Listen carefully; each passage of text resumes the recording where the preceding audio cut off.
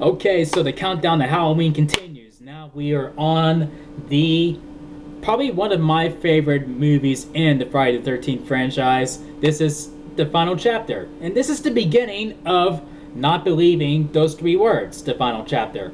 Most likely, there's a chance, a coin toss, that they are lying. And turns out that they were lying. But to me personally, this is what ended the franchise.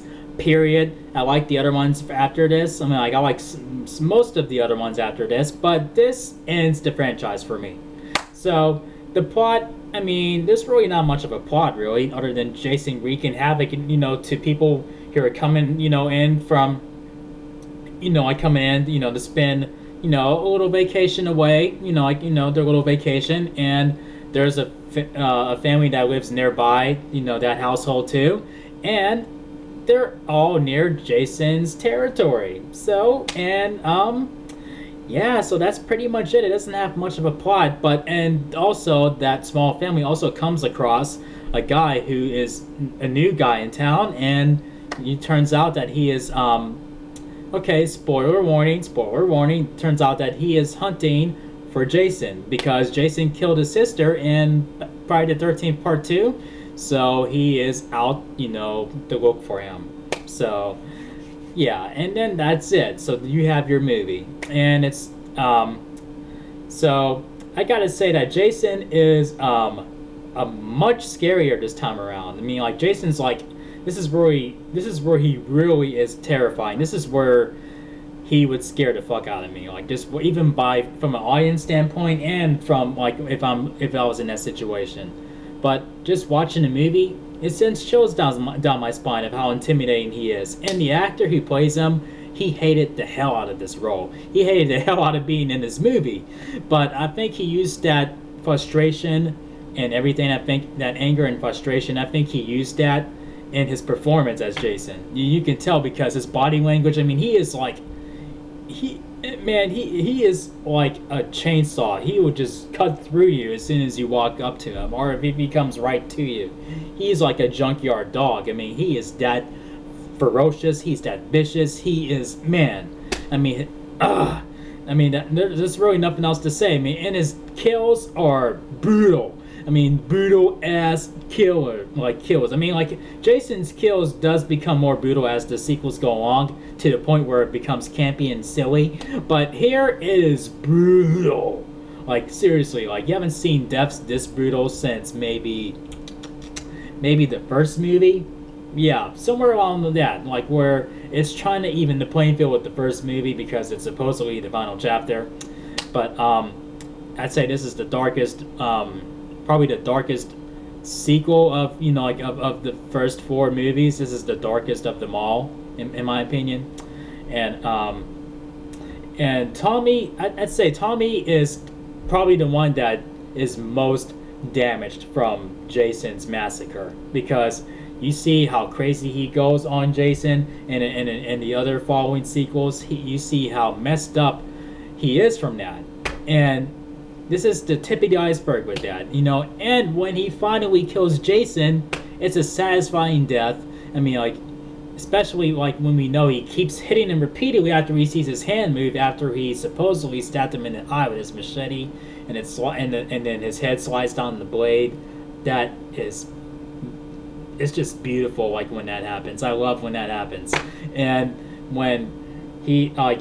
And also, like, like, I forgot to mention this, like, like, where when Jason crashes through the window and grabs Tommy, that was awesome, too, because, like, Corey Feldman said he was not acting in that scene. That was really him freaking out. And when Trish is hitting him in the head with the hammer, like, bam, bam, bam, bam, I'm like, wow, this dude is not budging. He is not doing anything. That is not doing nothing to him. And she had to stab him with the sharp part of the hammer in the back of his neck. And I'm like, ugh, man. But back to the ending, like where Tommy's hitting him repeatedly. I mean, like, you would figure, like, yeah, I mean, he's not going to leave anything left of this dude. He's going to probably chop his arm off, his hand off, and whatever, and etc., etc. Like, at this point, there'd probably be nothing left of him. Like, like, of how crazy he was going on him. Like, he would not make sure there was nothing left of him. Like, just chop him to pieces. where they didn't even show the outcome of that. It just faded to white, you know, like after that. And man, and then I guess it looks like it was trying to leave like a possible opening for a sequel where you see Tommy have that weird, creepy, cold, bone-chilling look on his face, like when you see him when he's hugging his sister, and you're like, okay, what does this mean? But it didn't. I mean, like, but this at this point, Paramount Pictures had the fans by the balls, and at the same time, the fans had Paramount Pictures by the balls, because they would squeeze Paramount Pictures' balls tighter and tighter and tighter until they gave in and said, okay, we'll give you more movies. Let go. Like, oh man, it should have stopped here. But with that all being said, this gets 4 solid chair spins out of 5. So here we go. 1, 2, 3, 4 solid chair spins, yo. So, I mean, like, even though I accept the fact that this isn't the final chapter, they lied, they changed their minds or whatever.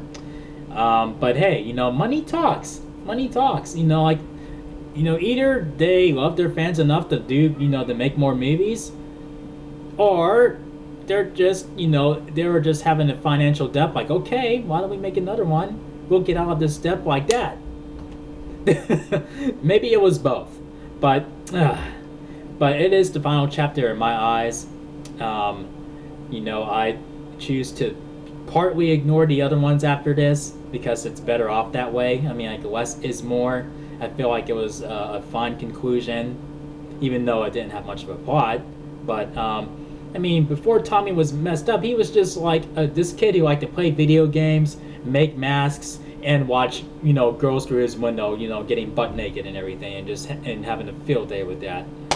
But all that goes out the window. His childhood is dead, and now he is like a one messed up individual. But yep, so we'll continue this continuation on the countdown to Halloween, like with part 5. Ugh. But yeah, if you guys enjoy my review on this movie, make sure you thumb up the video and make sure you click subscribe. If you're new to the channel, thank you for watching as always, and I will see you guys in the next video. Peace out, y'all.